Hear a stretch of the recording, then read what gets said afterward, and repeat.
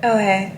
I'm just here manifesting that YouTube will finally allow me to count my watch time from my YouTube shorts for purposes of eligibility for monetization. Trust me, I've manifested crazier things into existence. I mean, I have like a picture that's like highlighted the word millionaire. I mean, I feel like I probably was going a little bit too small when I set my goals the first time. That's why it was so easy to accomplish them. And I don't think they were easy. It's just that I can do more. So for me, something like that is sounds ridiculous, but that's why you put it on there. I think it's the bigger you dream and manifest, you will outdo yourself. The one in the center is the word millionaire highlighted because I'm gonna do it.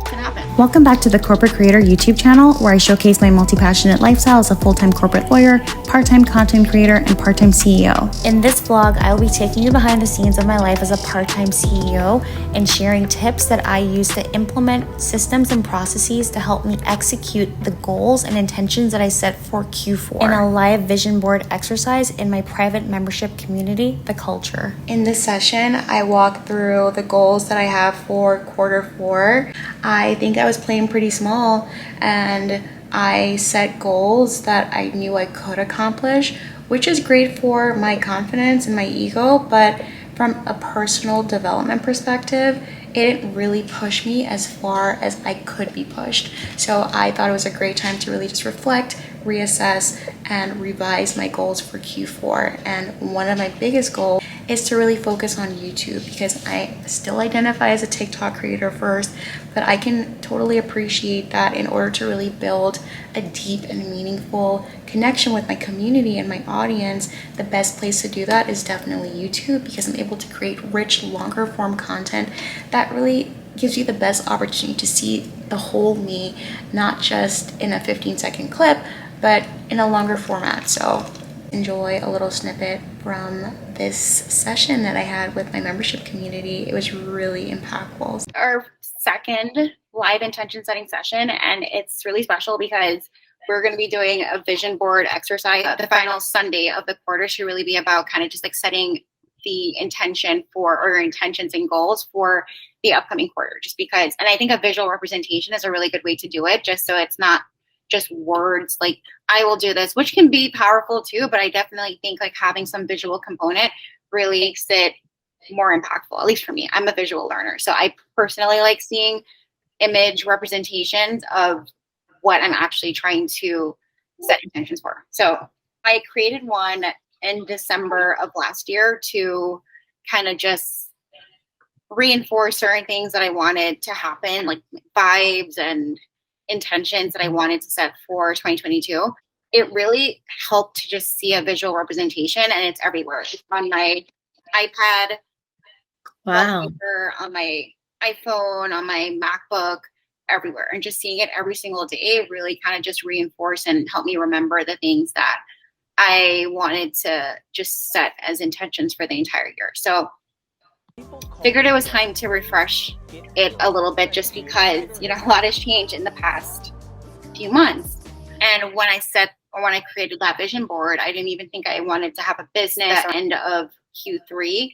So it's a really good time to kind of just set the tone for the final 3 months of the year and reinforce the things that I'm trying to do for Q4, like getting into the right money mindset, and just even thinking about money, which is something for, I guess, all of us, you know, when you have a full-time job and you are trying to start a business or do a side hustle, you luckily have income coming in that you can finance your side hustle. But the drawback of that is that I know for me, I became a little too dependent on that financial safety net of having my full-time job.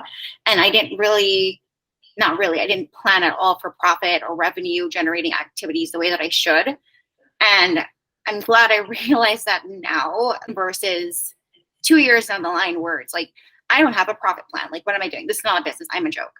So just even starting to think about money really made me realize that I've been focused on good things, you know, product development, making sure that I build goodwill with my audience and that I'm putting out the best products and services for them. But at the same time, I need to make a profit because this is a business. So my major manifestation and intention for Q4 is really kind of related to that, just because I hadn't thought about it at all.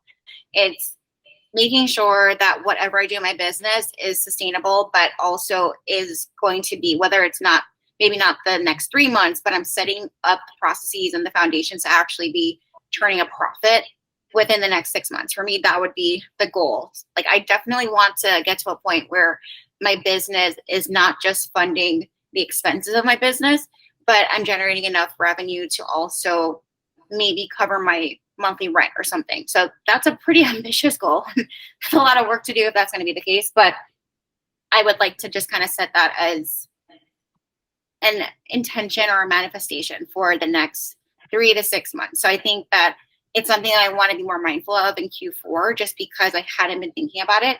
So if you look at my board, I put these just like affirmations, mantras, whatever you want to call them. You know, I have financial freedom and security. I am easily able to afford an expensive lifestyle. I prioritize the most important people in my life.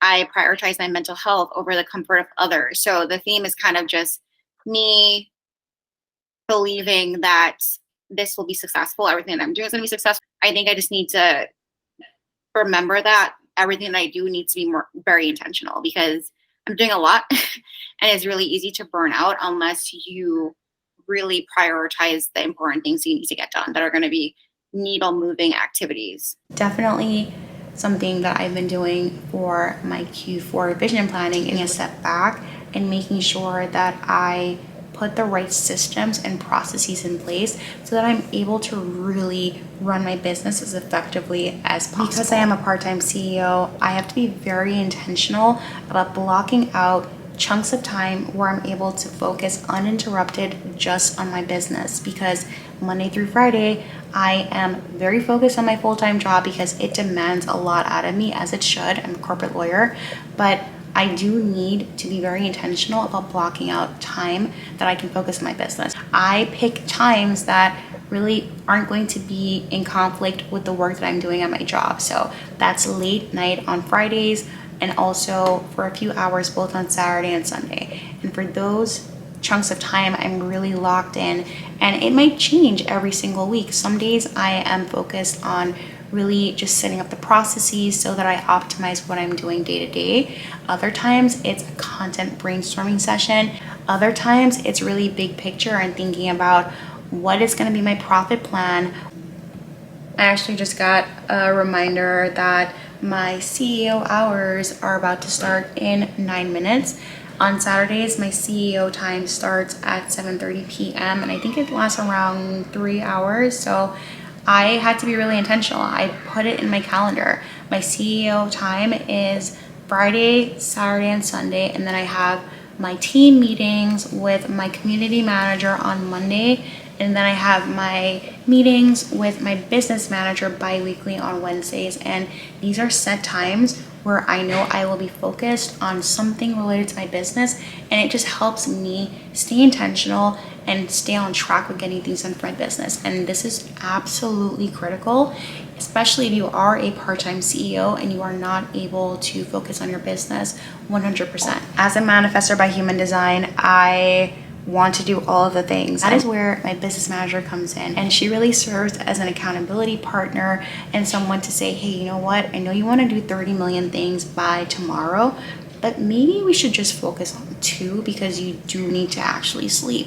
So it's having that person that serves as a guide and understands my business, understands my work ethic, understands the things that I like to do and the way that I work best, to really step in and say, hey, I think maybe we should do this first or that, but then they're still just supporting my overall vision at the end of the day. That's really what helps me succeed as a CEO. I had an amazing meeting with my business manager earlier this week, and one of the things that we worked on is putting together my newsletter for October, where I'll be sharing a few updates for my business and also releasing a freebie that's going to be all of the tools, apps, and resources that I use to run my business as a part-time CEO.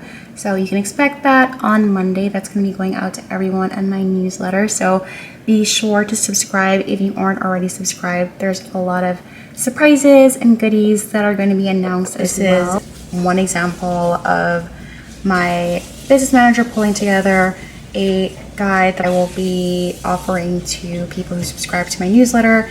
I pulled together all of the links, but my business manager was able to really put it in Canva and make it pretty. And this is something that would have typically taken me hours to do. Now, I completely appreciate the fact that not everyone is going to be able to justify hiring a business manager or even an assistant when you're just getting started with your business. But if you are a part-time CEO and you do have a full-time job and you do have some discretionary income that you could spend on hiring an assistant, I would recommend getting one the moment that you are able to assess which tasks can be delegated. Because when I first started, I wasn't in a position to determine what the day-to-day tasks were to actually run my business. So hiring someone, I wouldn't even know what to tell them I needed help with. So it did take some time of me doing all of the work myself and then realizing, okay, you know what? I actually don't really need to do this. When it comes to tasks related to creating content, showing up and hosting either my group coaching memberships or my membership communities, or doing one-on-one coaching with my clients, these are the things that only I can do, and therefore these are the things that I now prioritize my energy for, because these are my CEO tasks. When it comes to anything related to deciding what the future direction of my business is going to be, again, these are the things that only I can do because I am the CEO of my company. But when it comes to anything else, managing the workflows for my YouTube production or in the future my podcast production, that is something that an assistant can help me with. I have to, because of the way my brain works, I do need to actually create the workflow template myself, which I will walk you through in another vlog. But once I've created it after doing it myself one time, then I do need that accountability partner, in a sense that my business manager really is able to give me that guidance. And if you haven't noticed, I've structured my vlog so that I primarily focus on one element of my brand persona. So this week was about showcasing my life and sharing some tips for other part-time CEOs. And next week's vlog is going to be focused primarily on showing how I balance being a full-time corporate lawyer with all the things that are going on in my life. One of the biggest things that's happening in the next few days is that we are moving. You wouldn't know it because we have no boxes and we have not started packing yet, but we are moving. One of the things that is going to be very challenging is navigating this huge life change and one of the busiest times in my job. So in next week's vlog, I'm going to be giving you a new apartment tour and going over how I plan for this move, or maybe not plan for the move, depends on how you look at it, but then also just setting healthy boundaries and setting expectations with my job, because I'm not going to be as focused as I typically would be, just because this is kind of a big deal, moving my entire life. So I'm going to be sharing some tips for what I do to balance my very demanding job and life. So stay tuned for that, and until next time, binge all of my shorts because they're amazing, and have a wonderful weekend.